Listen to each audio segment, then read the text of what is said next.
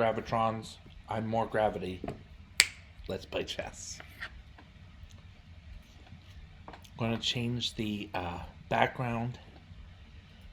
The board. Here. Does this look like change the state? Okay. We're going to play. Does this look like one of those Pressman sets with the hollow plastic pieces and the board that unfolds? I love it. I love it. So what were we doing here? The black pawn on black square, though. It's not all that well distinguished or obvious. So let's try going back into settings.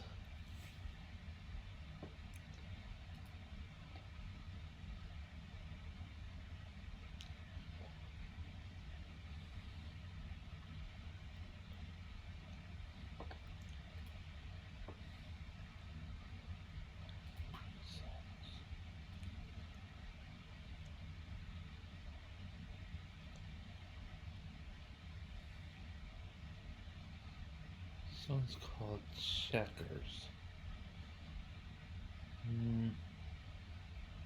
It's that. Really mostly looking for a lighter that I want black to stand out more against a black square.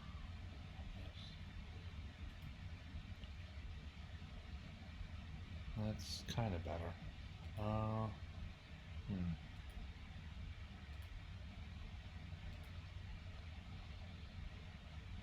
That's not so bad.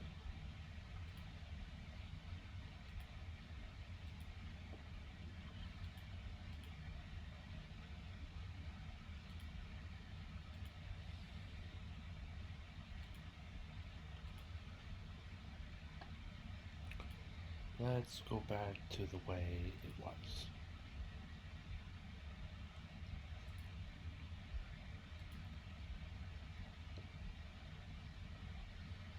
No, we'll try these. These are good. All right.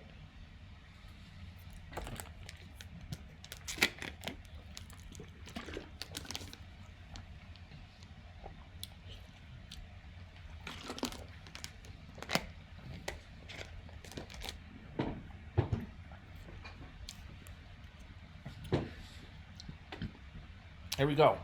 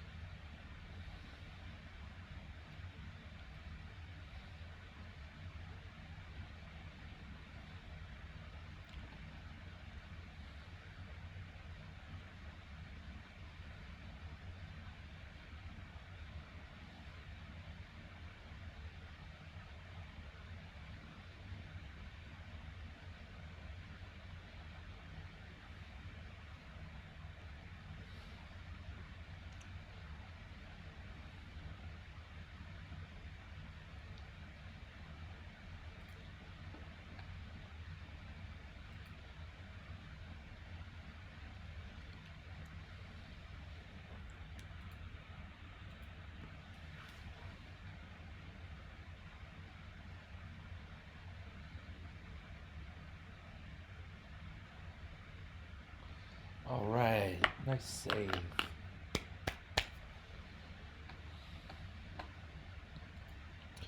At the devil's on.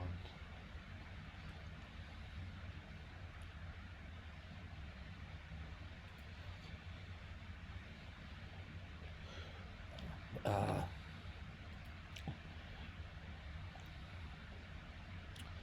okay.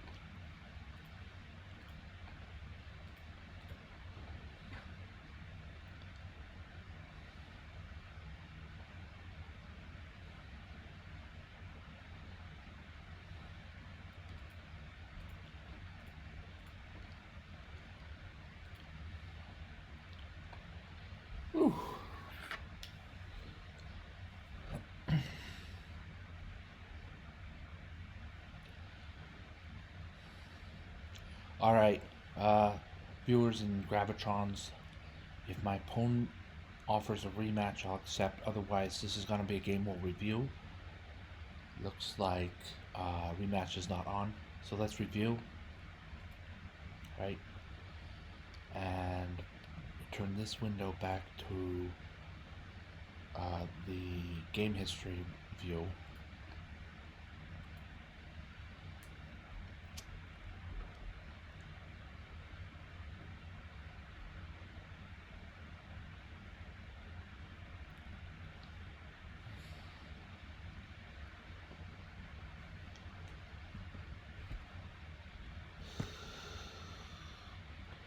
Interestingly, this game was not quite as accurate as I would hope. A lot of inaccuracies here. And as inaccuracies are sometimes the result, it's either an inaccuracy or it's good or not. There's a lot of decision making around the boundary between good and inaccuracy, or sometimes inaccuracy and mistake. So I want to avail myself of the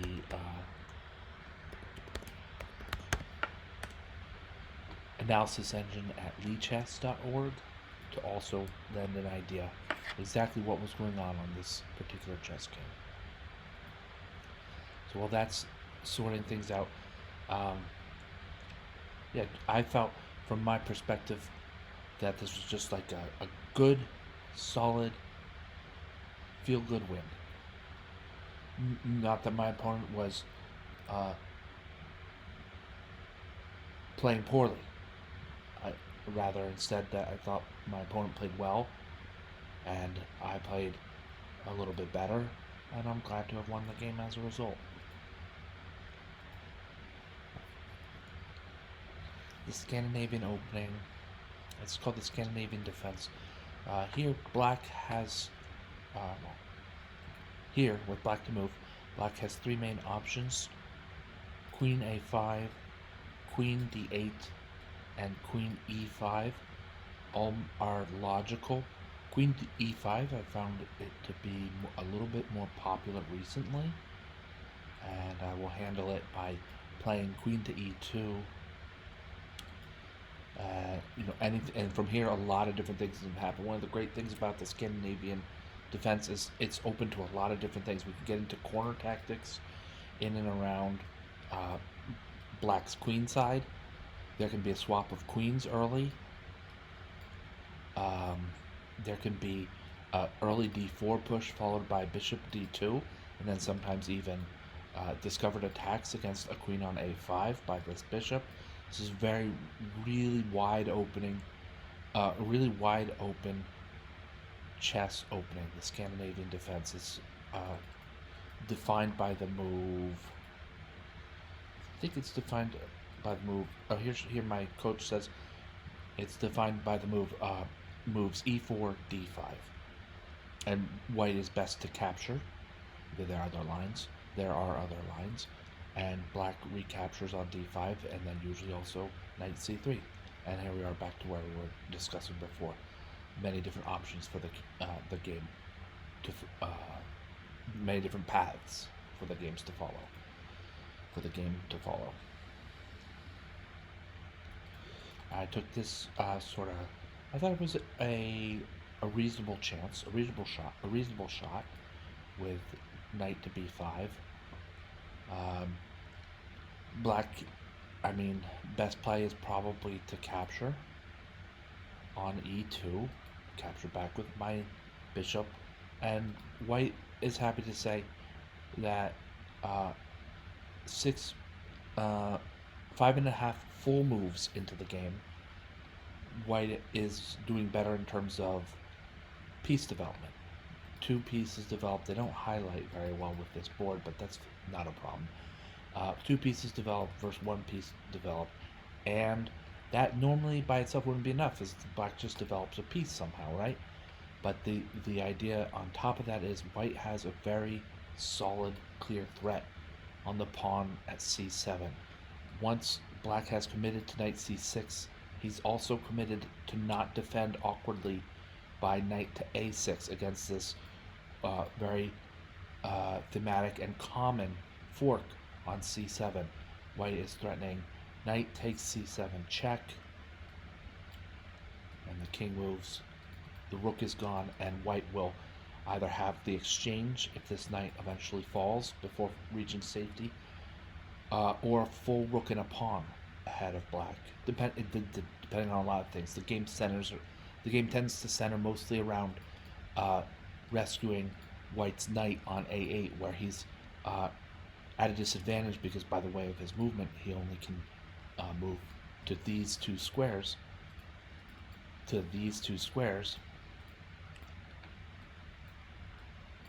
Alright, so white might try to rescue this knight. But that's not where we went. Instead, I think my opponent played a great move. I would wonder about king to d8. King to d8 might have been fine as well. I always delete these annotations. Right now it won't let me. Okay.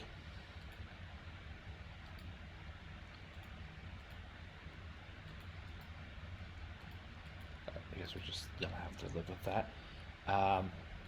But king to d7 is also a strong move. White king to d8 is better. Doesn't block in black's light squared bishop. So yeah, king to d8 might have been stronger. But the idea is just guard the c7 square at all costs. But moving the king early is like a dynamic 1 point kind of thing. People say it's worth about a pawn if you can get your opponent's king to move and early, where there are still many dangerous pieces and pawns all lurking about, and selecting the right side by my pieces. Yeah, it's worth about a pawn. Is the rule of thumb. d4 is an interesting choice, just to force black to realize the idea here. Pawn to a6 against will push my b5 knight. I'm not gonna lose the entire knight, but I want black to demonstrate that that's the correct idea, because save for some kind of push against this knight, my bishop's gonna go to f4, and he's gonna be bearing down on c7, where now the threat against the c7 pawn renews, and there's versions and tactics where the rook might be in trouble after knight takes c7. Rook moves away so it's not captured, but then there's like this discovered attack on the rook, but is that really enough, because the knight gets captured, and then this bishop pushes at f4 is capturing the knight, capturing the rook, but then the knight is capturing the bishop. Complicated. Complicated. All right, but in a wider lens, here we go. My opponent shows the correct idea, which is pawn to a6. Just kick the knight away from there. I tried to make it sort of this move d5 is a little bit counterintuitive. It's not the most expected move. The most expected move here is knight back to c3. Then I imagine my opponent would play knight takes d4, and we have bishop to d3. And it's a different game. My opponent's up a pawn. My opponent would have an extra pawn. This pawn would be, in black's coffers, what have you. And it's just a different game. Instead, knight to b4 is the correct move. We can see this by Torch's indication of the star. And white plays knight to a3 is a little bit more conservative than necessary, but I thought, let's shore down my development before getting into anything too wild. For instance, knight to d4 was a consideration, defending the square, and if black wants to push d pawn or e pawn to unsettle this knight on d4, regardless of which side black chooses, he's met with d takes c6 en passant, or d takes e6 en passant. But wait, there's more, because once this pawn has chosen one side or the other, The other side may then nudge the knight away from d4, and that's not looking good for white. To take the time to put this knight on, say, the square at b3, before my bishop can get to d3 to make this very important protective move, protecting c2. This is bishop's not there.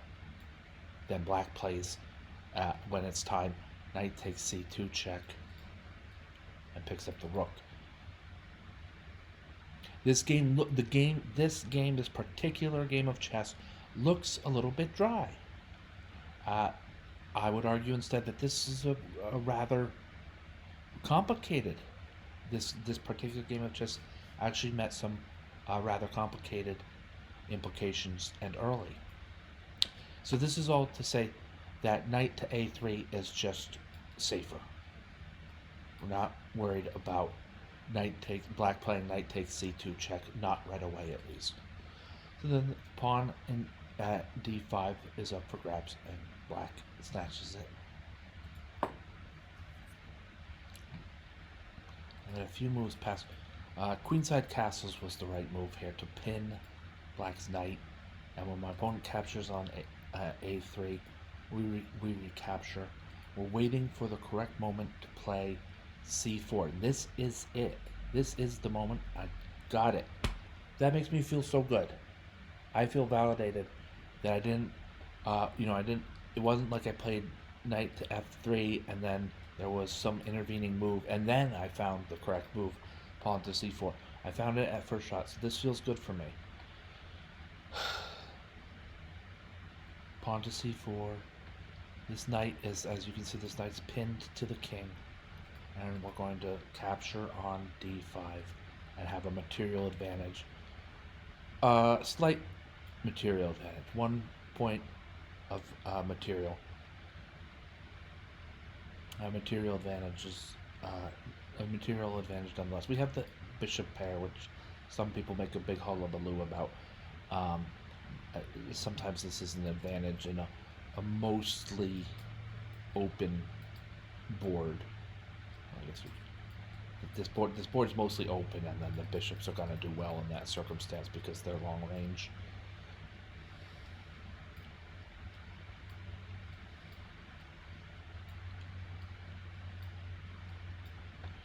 All right. Bishop c5 check. It's just a strong move to move. And it's got a number of reasons that improves the quality of white's dark squared bishop. Bishop d4, sort of tempting this idea of a repeat position, but I don't want that. I feel strong. I feel confident as white here. I have the extra bishop for 2 pawns. And then we would consider also that going against that, the idea that my pawns on the a file are badly doubled. But I'm feeling strong here as white. Like I said, open board, so the bishops are good. My rook's exerting his influence on the game. And my opponent has some issues surrounding development before his rooks are in stride. So I feel strong here for white. C6 is a good move, trying to shore up the knight. That's not what it really does. If it's attempting to do that, it's not a good move. Bam, bishop takes d5. But in other ways, it's a good move because after bishop takes d5, it gives black more options. As black here, I would capture with the c pawn, have a nice small pawn chain from f7 to d5, and all of a sudden now white's king is on a completely open file. My opponent did that, so maybe I liked bishop takes d5. I won't point out I still like bishop takes d5. How many moves is it going to take this knight to trade for this for black's knight, right? my knight is away from being able to trade with black's knight. This, and I guess I'll start with the assumption. I'll start with this assumption. This all being true, this knight on d5 cannot just sit there. Okay, this is not the place for my enemy to have the most powerful piece on the board. Okay, I am playing bishop takes d5 because this guy is a monster and this bishop is pretty darn good too, but we can't have a knight just having a strong outpost on d5. So that drives the rest of the assumptions, which is, well, we would want to trade it knight for knight, but that takes too dang long. So I played bishop takes d5, and if it's considered an inaccuracy by the computer, it's not considered an inaccuracy by yours truly, because that knight can't just sit there for the rest of the game. Okay, now we have pawn takes d5. Just some normal developing moves. Like I said, sometimes calling a move an inaccuracy or a good move, it's a close call. This one, I think we can agree, is not a bad move by white. And then after knight f3, I don't know why this move got considered inaccurate. Maybe knight to e2 was considered.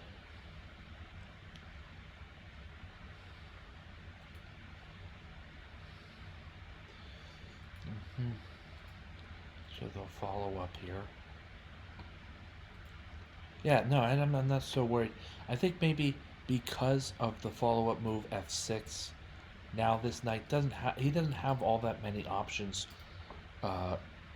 This knight doesn't have many aggressive options. This square's blocked, and e5 and g5 are controlled by an enemy pawn.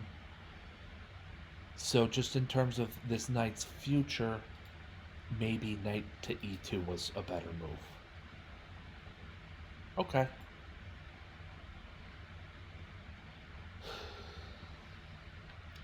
I'm critical of this move too. You can see the question mark from Torch, or from my coach, or both. It's too slow, right? On the other hand, if you want to hold on to that pawn, then it's good. So I think it's a bit too slow. Black here might want to connect rooks. If I capture on g7, then play rook to g8, my bishop retreats, and there's a capture on g2 to be had for black. And that equalizing material, now you have this aggressive rook, right? You haven't spent the time up here, so your bishop's on d7 and out of the way that you can double on the g file. So I would handle the issue of this pawn that way. I would recommend that. G8 is going to be too slow. What did I do here? I made some sort of mistake tactically.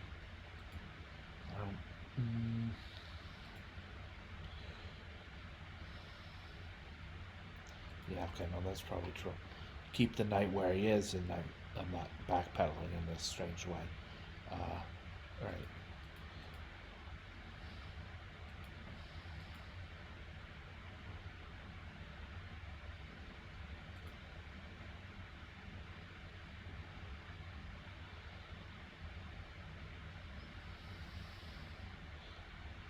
A healthy dose, a healthy dose of tactics, and here they turn white's direction. This is kind of the final blow here. After rook to c6, white can play knight to d6, and something's got to fall. The exchange on d6, the undefended bishop on b7. Something's got to give here in black's defense, and so the king moves. Of course, he had to, or well, the exchange, you could have sacked the exchange, but that's fine. And I'm capturing a full piece. It's also, some things are working out well for white because he has the bishop on c5 protected twice by nature of where the free piece was for the knight to grab.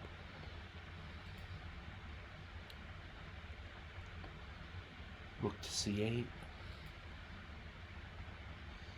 Bishop to b4. Black trades and it's over. So instead, d4. It's not a bad move. Pushing the passed pawn in a position that's probably largely hopeless. And here I played knight to c5. It's not the end of the world, but it also includes this nice grab on a6. Exciting or inviting or both. Trades on the c file. Now my opponent goes in for just both. My opponent goes in for a single pair of rooks to be traded, not both, but just the one pair. Like I think that was weak. That was not a good move, and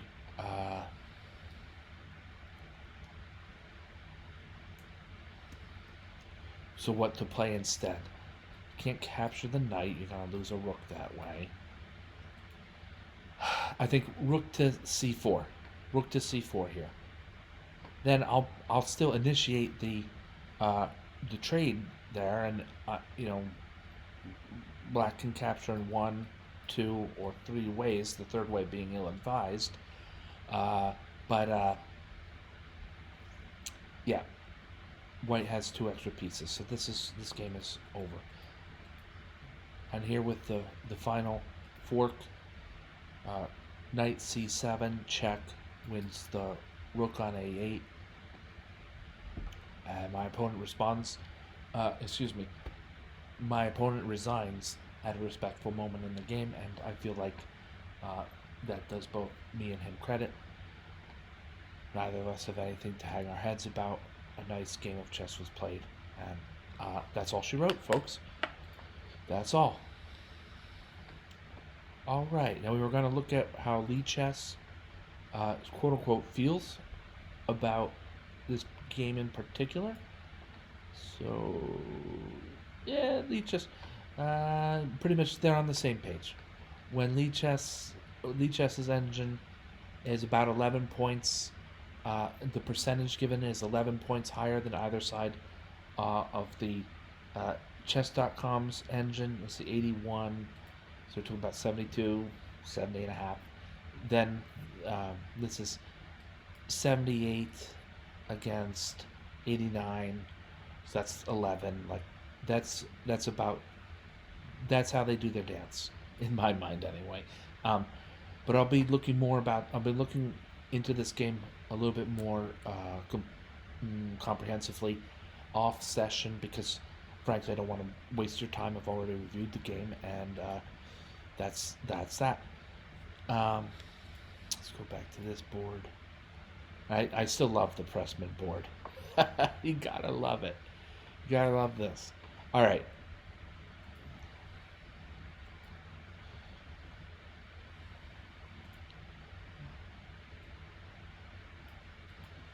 Thank you so much for watching. Thank you, Gravitrons. I'm More Gravity. Have a great night.